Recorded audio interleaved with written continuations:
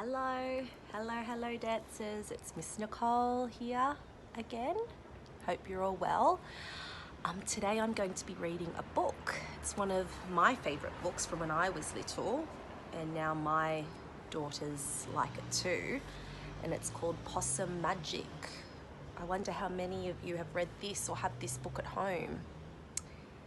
So here is a possum on the front cover, and it looks like she's got lots of magic around her from her fingertips. So let's see. It's written by Mem Fox. So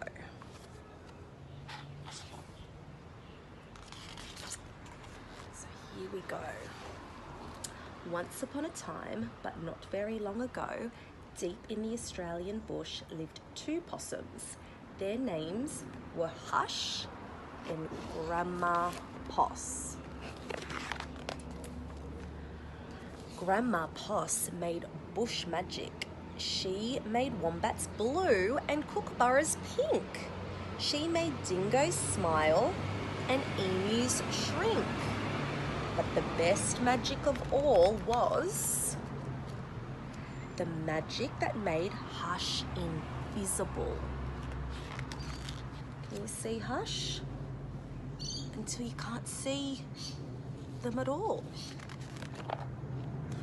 What adventures Hush had. Because she couldn't be seen, she could be squashed by koalas.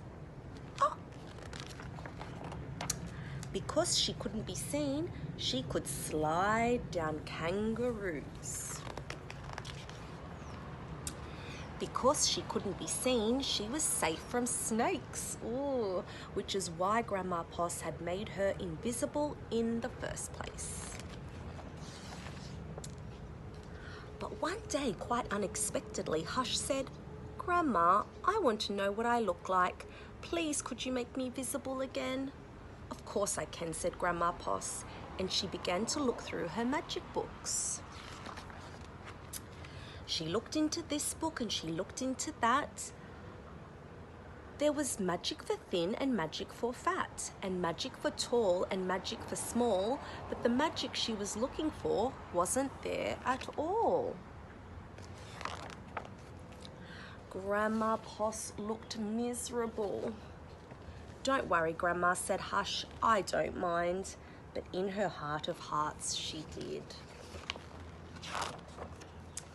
All night long, Grandma Poss thought and thought. The next morning, just before breakfast, she shouted, "It's something to do with food. People food, not possum food, but I can't remember what. We'll just have to try and find it." So later that day, they left the bush where they'd always been to find what it was that would make Hush sing.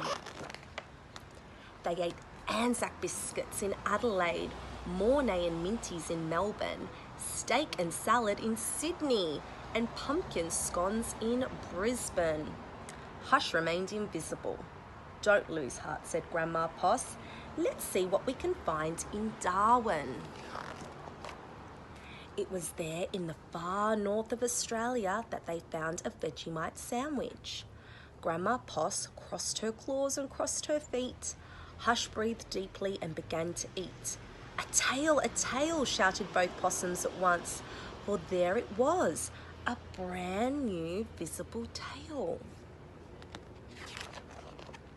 Later on at a beach in Perth, they ate a piece of pavlova. Hush's legs appeared, so did her body.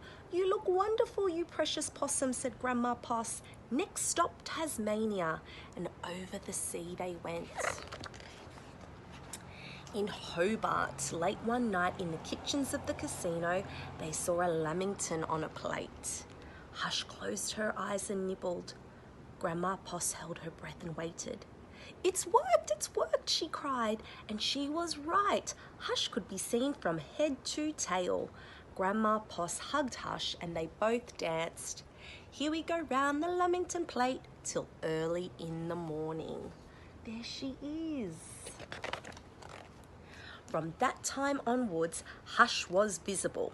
But once a year on her birthday, she and Grandma Poss ate a Vegemite sandwich, a piece of pavlova, and half a lamington, just to make sure that Hush stayed visible forever.